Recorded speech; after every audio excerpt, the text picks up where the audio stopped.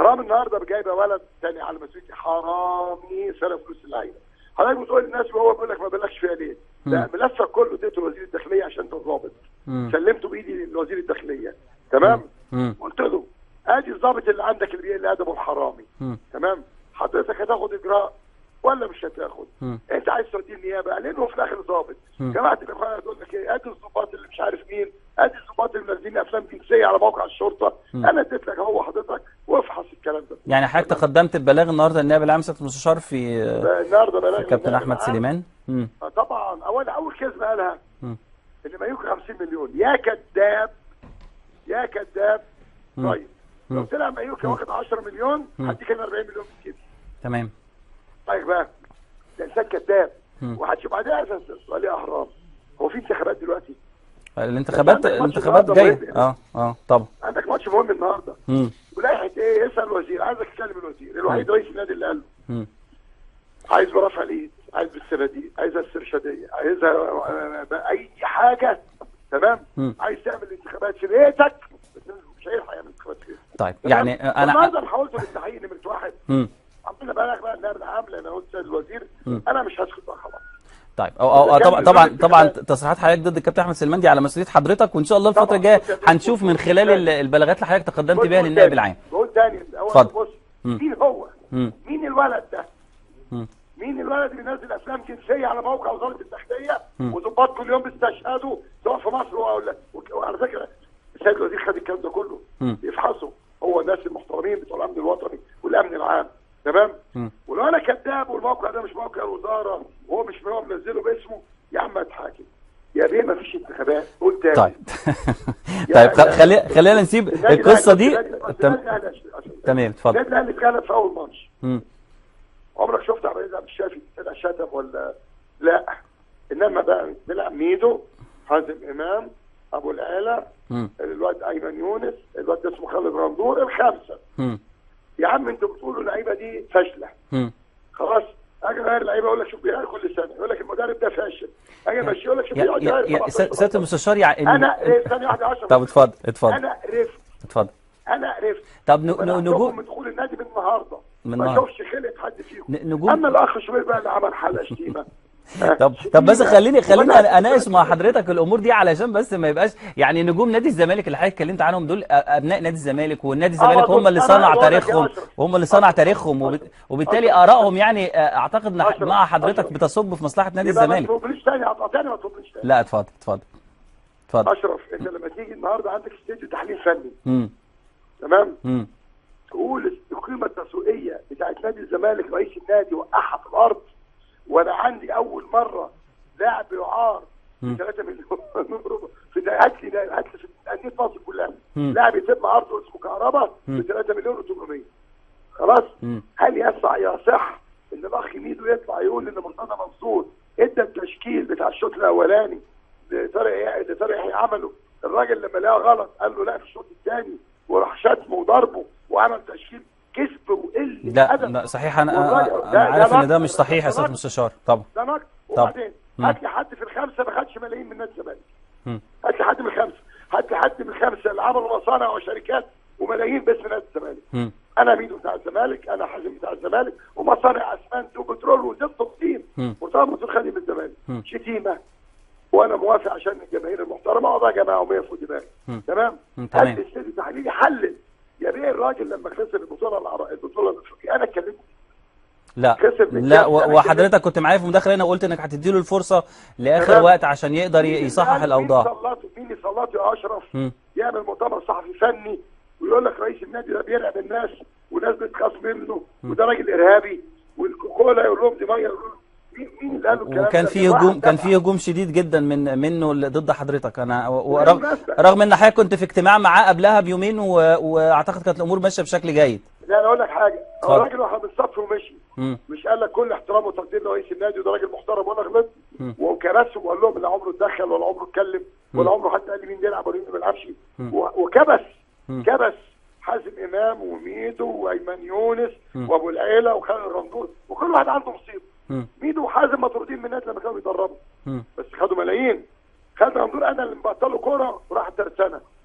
ابو العيله مبطله كوره وراح الانتاج الحربي. ايمن يونس عايز يخش معايا في القايمه غصب عني. هم دول يا بيه، الناس لازم تعرف. طيب انما انت عايز تنتقدني يا كابتن اشرف، تقول لي والله انت اشتريت اللاعب الفلاني واخد بالك، اللاعب ده جه بيقول ما خدش مستحقات مثلا، او انت مثلا المبنى ده يتكلف 100 مليون انت عملته 200 مليون. انما يا راجل ده النادي كله ما اتكلفش 20 25 مليون.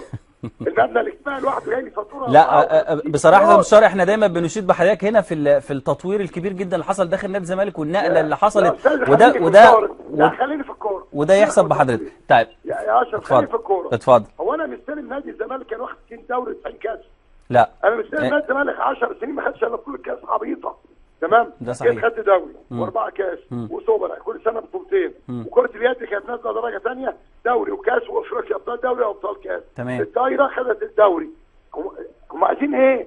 الكلاب المسعوره طلعت هوا وليه؟ طيب الراجل فيهم يجي النادي عشان الستات نجوم بالشباشب. والله بالشباشب. طب خلينا نروح مع حضرتك بقى. اللي قلت له عليه ده بس احمد سليمان، هاني شكري، عبد الله جورج، مين دول؟ وعبد الله جورج وحازم في اعضاء مجلس الاداره خدوا كام بطوله؟ قول لي.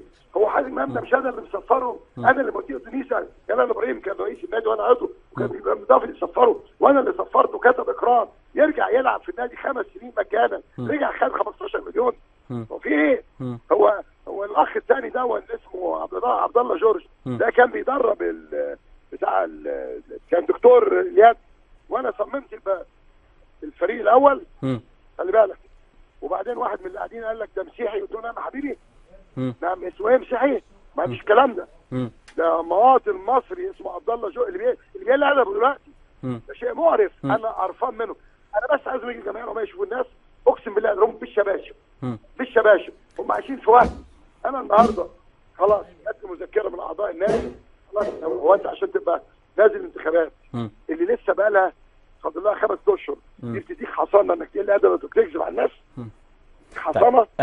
يعني حضرتك شايف ان كل اللي بيحصل ده بسبب الانتخابات ست مستشار؟ امر حقيره قبل الانتخابات. طيب اقسم بالله العظيم اي حد ينزل رئاسه ضدي هحط له صوت. ايه في عايز بقى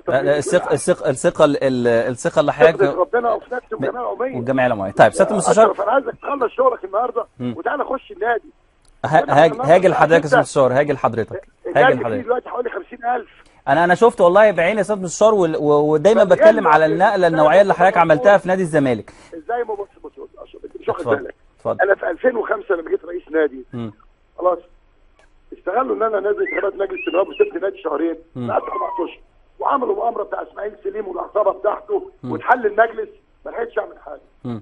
كانت برضه مؤامره خلي بالك. واتحل المجلس خدت حكم ورجعت، اتحل المجلس خدت حكم ورجعت، جمدوا نشاطي.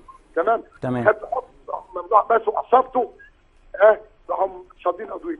الوقت اللي انا بقى لما خدت حكم على ممدوح بس وحازم امام ورؤوف جاز انهم دوروا الانتخابات انا تنازلت عن هذا الحكم. عشان خفت على النادي وقعد يقول لك قضيه مرتضى. طب النهارده مفيش كلب بيهوهو في قضيه رفعها ممدوح بس على النادي ليه؟ وحاجت على النادي ليه؟ دي كلاب مسعوره مأجوره. تمام. فانا بقول اهو الراجل فيكم يجي على عايز النادي يتفضل يشرف. انا بقول لك اقسم بالله ستات النادي اضربوهم بالشباشب. طيب هو في انتخابات في الفيسبوك؟ لا لا الانتخابات دايما على ارض الواقع، الانتخابات دايما بتكون على ارض الواقع. الاهرام المحترم وتاريخه اللي حصل بالظبط ان في ولد اسمه شفونجا ولا مش عارف اسمه ايه دون كان سموحه اتفق معاه شفويه. تمام. نادر السيد تقريبا وكيله فاتفق مع الاستاذ شابيونجا اللي حضرتك ضميته من نادي الداخليه مش كده؟ تمام. فانا ضميته باجراءات سليمه. الداخليه بعت لي السجن واولاد مضوا. تمام. الاخ احمد طاهر ده شغال بياخد 30,000 جنيه ده بتاع الاهرام بيقطع اخبار الزمالك 30,000 جنيه في الشهر من سموحه كده. يقول له عشان انا مستشار السكواش. فابتدى يشتم ويقل ادبه. فانا ما حدش يقل ادبه عليا ولا نقيب الصحفيين. ثاني ولا انا اللي عامل 3200 عضويه استثناء للصحفيين. العضويه ب 85 عاملها له ب 20,000 يا الحمد لله. المشكله ما بين حضرتك وما بين نقابه الصحفيين انتهت خلاص يعني الحمد لله، مش عايزين نفتح الباب ده تاني. رئيس مجلس اداره الجردان اللي هو تابعه البيل النهارده عامل حديث بيكذب يقول لك مايوكا والتوريث. توريث مين يالا؟ ده احمد مرتضى جاب اصوات اكتر مني. جاب اكتر مني في الانتخابات.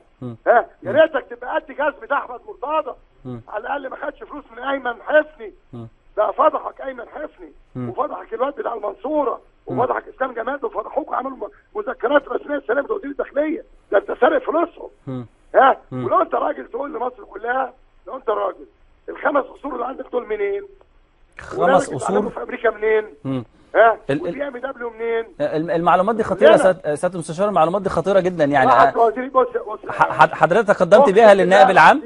اللي انا قلته لك ده كله في ملف استلم السيد وزير الداخليه المحترم بالكامل، وللكابتن احمد طبعا يعني حق الرد. طيب انا هزر مع وزير الداخليه. لا اكيد حضرتك طالما رفعت شكوى وبلاغ للنائب العام والوزير الداخليه يبقى اكيد حضرتك